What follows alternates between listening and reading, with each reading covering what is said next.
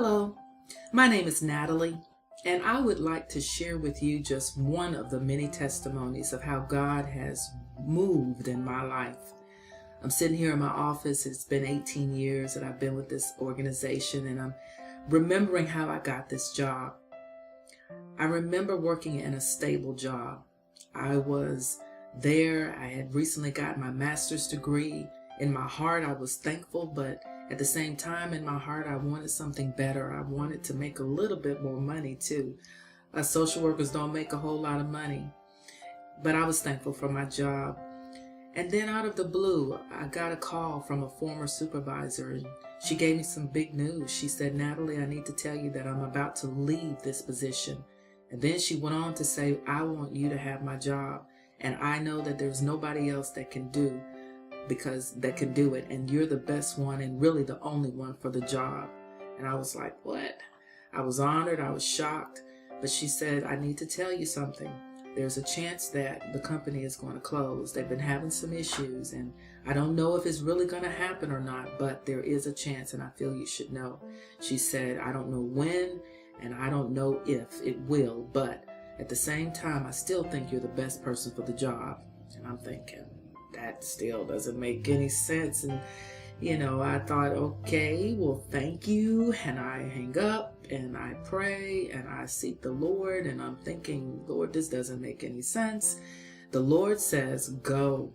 He tells me to go. He says, they need you. You need to go, and you are the person for the job, and I will help you. That's exactly what he said. So I had to give a whole lot of more thought to that and made sure I was hearing from God. Well, and make a long story short, I did turn in my resignation. I remember the accountant asking me, "Are you sure you want to take that risk?" He had some inside knowledge, and he told me, he said, they are indeed in really bad shape. And lo and behold, I said, oh, I still need to go. I feel like I still need to go. I went. 3 months later, after being there on the new job, indeed, they did close.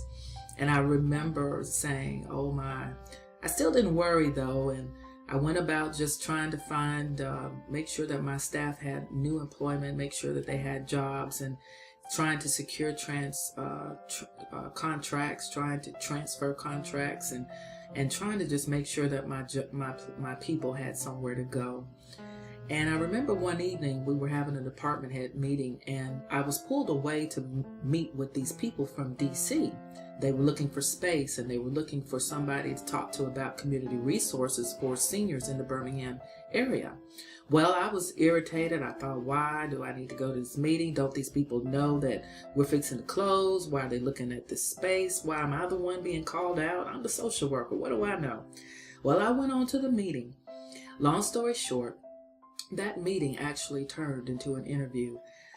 We didn't really call it that. They didn't call it that, but it felt like an interview. I went on about my way, and indeed the company closed, and God blessed me to be able to be a blessing to my staff. Every last one of them had a new job to go to, except me. And I was out of job for about a month and a half, and I got a call from a coworker that I had, and she said, "Natalie, these people, remember those people from DC that came?" And I thought, well, said, yeah.